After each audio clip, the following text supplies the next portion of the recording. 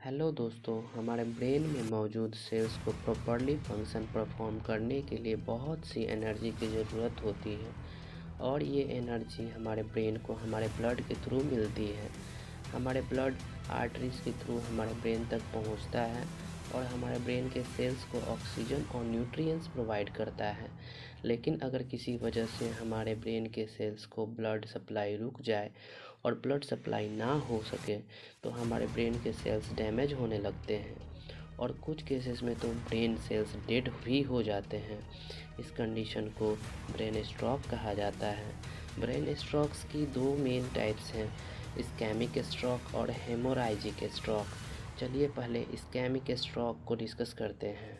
Ischaemic stroke ये brain stroke की एक ऐसी टाइप है जिसमें हमारे ब्रेन के किसी पार्ट में आर्टरी ब्लड क्लॉट या प्लेग की वजह से ब्लॉक हो जाती है और ब्रेन के उस पार्ट में ब्लड सप्लाई नहीं हो पाता, जिसकी वजह से सेल्स की ऑक्सीजन न्यूट्रिएंट्स ना मिलने की वजह से डेथ होने लगती है। इस्केमिक स्ट्रोक की फर्दर दो टाइप है, थ्रोम्बिक स्ट्रोक।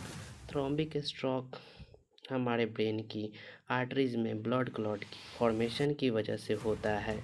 बाजुकात हमारे ब्रेन को ब्लड सप्लाई करने वाली आर्टरीज में किसी वजह से फैट जमा होना शुरू हो जाता है जो कि प्लेग बिल्डअप कर देता है।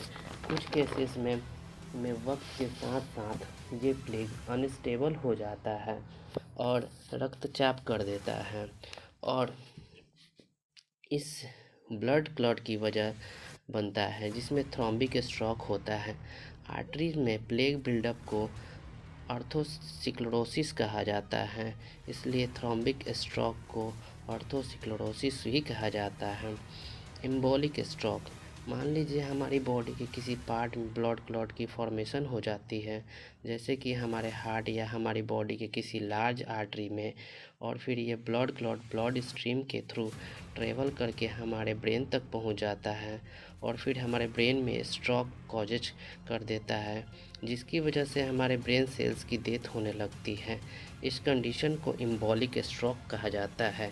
इस तरह के ब्लड क्लॉट्स को एम्बोलिक्स कहा जाता है।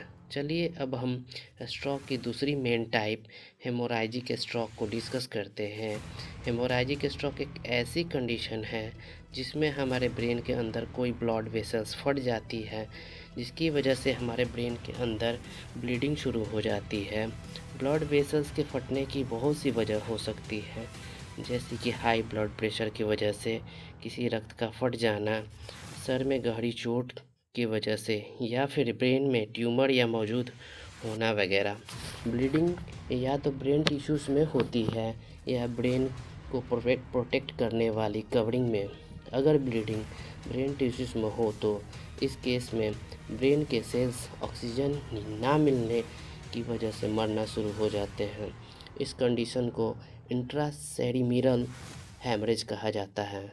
अगर ब्लीडिंग ब्रेन की कवरिंग में हो तो इस केस में ब्रेन की कवरिंग ब्लड भर जाती है जाने की वजह से स्वेलिंग होने लगती है, जिसकी वजह से अंदर मौजूद ब्रेन सेल्स पर दबाव पड़ता है और इस दबाव की वजह से इस रीजन के ब्लड सेल्स मरने लगते हैं।